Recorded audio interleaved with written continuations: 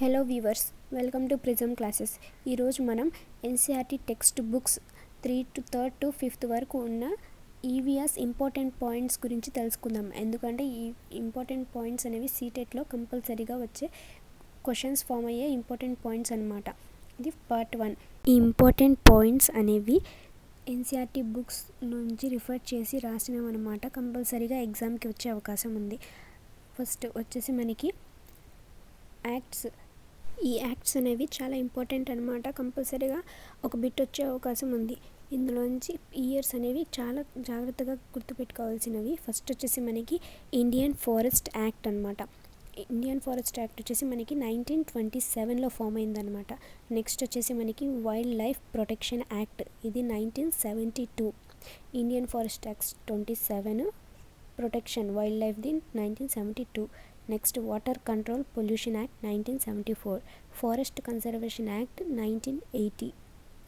Forest అంటే మనకి conservation, చెట్లు నరకకుండా ఉండడానికి ఫారెస్ట్ కన్జర్వేషన్ యాక్ట్ అనేది 1980లో ఉందన్నమాట. Next environmental protection act 1986 under article 51A అనమాట. ఆర్టికల్ కూడా గుర్తుపెట్టుకోండి.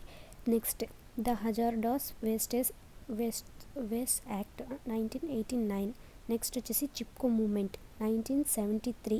చాలా జాగ్రత్తగా గుర్తుపెట్టుకోండి. చిప్కో మూమెంట్ అనేది చాలా ఇంపార్టెంట్. 1973లో జరిగింది. ఇది ఉత్తరాఖండ్ స్టేట్లో జరిగిందనమాట. ఈ చిప్కో మూమెంట్ అనేది అగెనెస్ట్ డిఫారెస్టేషన్ అనమాట. దానికి నాయకత్వం వహించింది Sunder Lal Bahuguna. Who is the leader of the Chipko movement అనిస్తే సుందర్ లాల్ బహుగుణ. ఇది ఏ స్టేట్? ఉత్తరాఖండ్. నెక్స్ట్ వచ్చేసి సేమ్ చిప్కో మూమెంట్ లాగే ఎపికో మూమెంట్ అని ఉన్నిద్ది. అది 1983లో జరిగింది.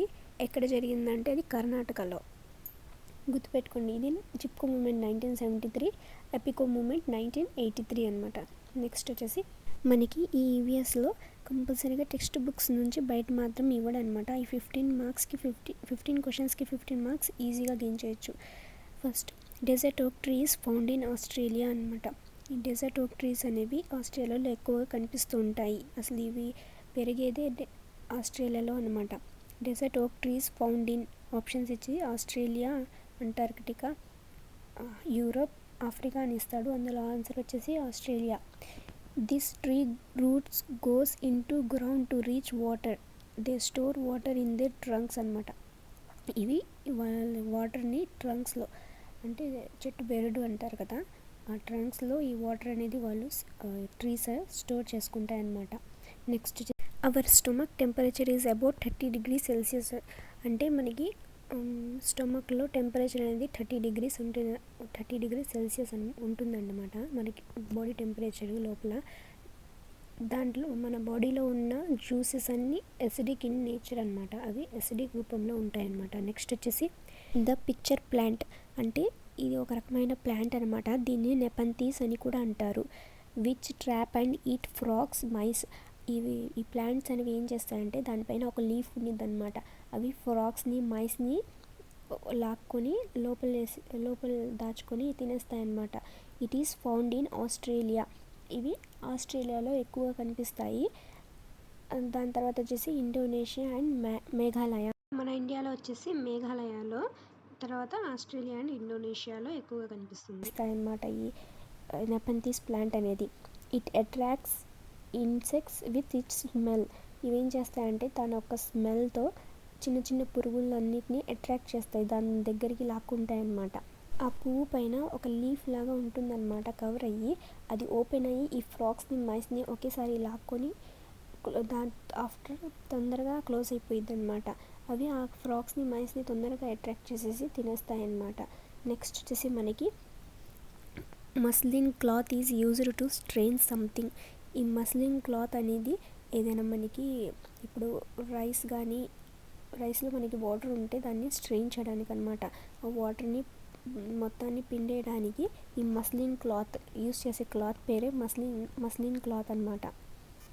Glass jars are dried well before filling with pickles. Pickles అంటే పచ్చళ్ళు అనమాట.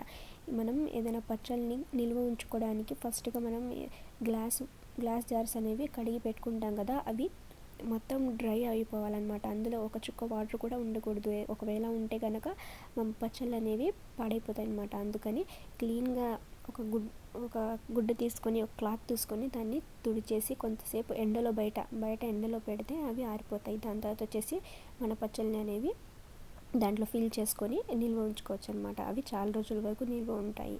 నెక్స్ట్ వచ్చేసి మనం కొన్ని పదార్థాలు ఏ ప్లేస్లో ఉంచుకోవాలి, అవి ఎక్కడ స్టోర్ చేయాలో అనేవి చూద్దాం. ఫస్ట్ వచ్చేసి ఆనియన్, గార్లిక్. ఆనియన్ అంటే ఉల్లిపాయలు, చిన్న ఉల్లిపాయలు అనేవి మనం ఫ్రిడ్జ్లో అలా పెట్టుకోకూడదు. ఓపెన్ ప్లేస్ అంటే మామూలుగా మనకి పక్కన ఏదైనా ఫ్రిడ్జ్ పక్కన లేకపోతే ఎక్కడ ఒక ఖాళీ ప్లేస్ ఉన్నింది కదా, అక్కడ పెట్టుకోవాలన్నమాట ఈ ఆనియన్, గార్లిక్ అనేవి. నెక్స్ట్ వచ్చేసి కుక్డ్ రైస్ అనేది మనం ఒక బౌల్లో వాటర్ వేసేసి దాన్ని అన్నం వండిన గిన్నెని దాంట్లో పెడితే చాలా రోజుల వరకు, అంటే 2 రోజులు 3 రోజుల వరకు బాగుండిద్ది. Next dhania is wrapped in a damped cloth. కొత్తిమీర అనేది మనం ఏదైనా ఒక తడిగుడ్డలో పెడితే చాలా రోజుల వరకు బాగుండిద్ది అనమాట. నెక్స్ట్ మిల్క్ అనేది మనం బాయిల్ చేసుకొని పెట్టుకుంటే 2 days 3 days బాగుండిద్ది.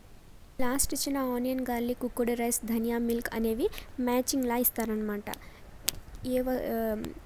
ఏ వెజిటేబుల్ ఎలా స్టోర్ చేయాలి అనేది.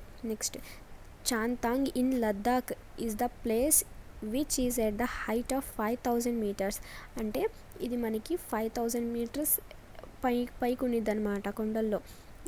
ఇది చాంతాంగ్ అనే ఊరు, లద్దాఖ్ అనమాట. లద్దాఖ్ అంటే మనకి జమ్మూ కాశ్మీర్ పైన last. Tribal people living in those areas known as Changpa people.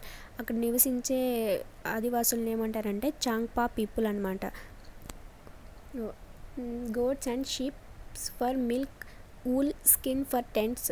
అంటే వీళ్ళు గోడ్స్, షీప్స్ని మిల్క్కి, వూల్కి యూస్ చేస్తారనమాట. వీళ్ళ యొక్క స్కిన్స్తో టెంట్స్ అనేవి తయారు చేస్తారు. ఈ టెంట్స్ని రెబో అంటారనమాట. అందులో క్వశ్చన్ ఎలా ఫామ్ అయ్యిద్దంటే in Ladakh what about the Changthang place అని ఇస్తాడు. అందులో ఈ డిస్క్రిప్షన్ అనేవి 3 ఆప్షన్స్లో వచ్చేసి 4th ఆప్షన్ వచ్చేసి ఆల్ ఆఫ్ దీస్ అని ఇస్తాడనమాట. దానికి ఆన్సర్ వచ్చేసి ఆల్ ఆఫ్ దీస్. ఈ 3 ఆప్షన్స్లో ఈ డిస్క్రిప్షన్ అది మీకు తెలిసి ఉంటే ఈజీగా పెట్టేస్తారు. Next pashmina shawl is warm as 6 sweaters అనమాట. ఈ పష్మినా షాల్ అనేది 6 sweaters, మనం 6 sweaters ఉంటాయి కదా, మొత్తంని కలిపితే ఎంత వేడిని ఇస్తాయో ఆ పష్మినా షాల్ అనేది ఒక్కటి అంత వేడిని ఇచ్చిద్ది అనమాట. దీన్ని ఒక్క షాల్ తయారు చేయాలంటే 250 hours పట్టిద్దంట. వేవింగ్ అంటే అల్లడం. ఈ 250 hours పట్టిద్దంట ఒక పష్మినా షాల్ అనేది. ఇది ఎంబ్రాయిడరీ వర్క్తో సహా చేసునిద్ది అనమాట. చాలా బాగుంటాయి అన్నమాట ఇవి. నెక్స్ట్ వచ్చేసి donga boat house with different rooms having craving on wood design. అంటే ఈ డోంగా అనే బోట్ హౌస్లు ఝేలం రివర్ మీద ఉంటాయన్నమాట. అందులో హౌసెస్ ఎలా ఉంటాయంటే carving on wood designs. Wood designs మీద క్యార్వింగ్ లాంటి డిజైన్స్ ఉంటాయన్నమాట. దాన్ని ఖాటం బంద్ అంటారు. Next pattern look like jigsaw puzzle. లోపల ఉన్న ప్యాటర్న్ అంటే డిజైన్స్ యొక్క ప్యాటర్న్ జిగ్జా పజిల్లో ఉండిద్ది. Next upper design as Nag Gumphan. అక్కడ పైన మనకి సీలింగ్స్ ఎలా ఉంటాయో ఆ బోట్ హౌస్లో దాని మీద డిజైన్స్ ఉంటాయన్నమాట. ఆ డిజైన్స్ని నాగ్ గంఫన్ అని అంటారనమాట. ఇవన్నీ ఈ డోంగా బోట్ హౌస్ యొక్క లోపల ఉండే డిజైన్, అవుటర్ డిజైన్ మరియు ఇంటీరియర్ డిజైన్ అనమాట. చాలా బాగుండిద్దంట. అందులో ఈ ఝేలం రివర్ మీద ఉంటాయన్నమాట. ఇవి శ్రీనగర్లో ఎక్కడ దాల్ లేక్లో ఉంటాయి. చూడండి ఇక్కడ కనిపిస్తుంది కదా మీకు. ఈ బోట్స్ అనేవి ఇలా వాళ్ళ బోట్ హౌసెస్ అనేవి ఇలా ఉంటాయన్నమాట. ఇది Jhelum river, Dal lake and Jhelum river మీద ఉంటాయి. From inside the donga is just like a house with different rooms. ఇందు లోపల డిఫరెంట్ రూమ్స్ అనేవి ఉంటాయన్నమాట. ఇక్కడ చాలా ఫ్యామిలీస్ నివసిస్తూ ఉంటారు. ఇది శ్రీనగర్. మనకి దాల్ లేక్ అనేది శ్రీనగర్లో ఉంది. Jhelum river and Dal lake are which city అంటే శ్రీనగర్. నెక్స్ట్ చూడండి క్యార్వింగ్ డిజైన్స్ అన్నాను కదా, ఇలా ఈ గోల్డ్ కలర్లో ఈ క్యార్వింగ్ డిజైన్స్ అనేవి ఉంటాయన్నమాట లోపల. The design is called khatamband. ఈ డిజైన్ ఏమంటారంటే కాతంబంద్ అనమాట. అక్కడ చూడండి జిగ్జా పజిల్స్ అంటే ఒక పజిల్ లా కనిపిస్తున్నాయి కదా డిజైన్స్, దాన్ని జిగ్జా పజిల్ అంటారనమాట. ఇవి కూడా 4 ఆప్షన్స్లో మొత్తం ఇచ్చేసి ఆల్ ఆఫ్ ద అబోవ్ అని ఇస్తాడు దానికి ఆన్సర్ అనేది. అందుకని మీకు ఈ కాతంబంద్, జిగ్జా పజిల్, నాగ్ గుంఫన్ అనేవి ఏంటో మొత్తం మీకు తెలిసి ఉండాలన్నమాట. ఈ మొత్తం ఎందులో ఉంటాయంటే డోంగా బోట్ హౌస్లో ఉంటాయన్నమాట. Next, on 26th January 2001 earthquake formed in Kutch in గుజరాత్లో మనకి 26th January 2001లో భూకంపం అనేది ఏర్పడిందనమాట. గుజరాత్లో ఎక్కడ, కచ్ అనే సిటీలో అనమాట. Next, polio is caused by virus. ఈ పోలియో అనేది వైరస్ ద్వారా వస్తుందన్నమాట. కానీ చాలామంది ఫస్ట్లో అయితే నమ్మలేదు ఇది వైరస్తో వస్తుందని, ఏదో అంటు రోగమేమో, మామూలు రోగమే అని అనుకునేవాళ్ళు. కానీ ఇప్పుడు ఇది వైరస్ ద్వారా వస్తుందని అందరికీ తెలుసు. అందుకే పోలియో చుక్కలు అనేవి చిన్నపిల్లల నుంచే టీకాలు అవి వేపిస్తూ ఉంటారు.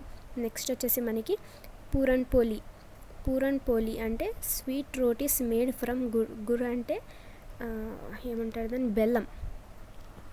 ఇది లోపల స్టఫింగ్ అనేది రోటీస్లో బెల్లంతో ఉండిద్దన్నమాట.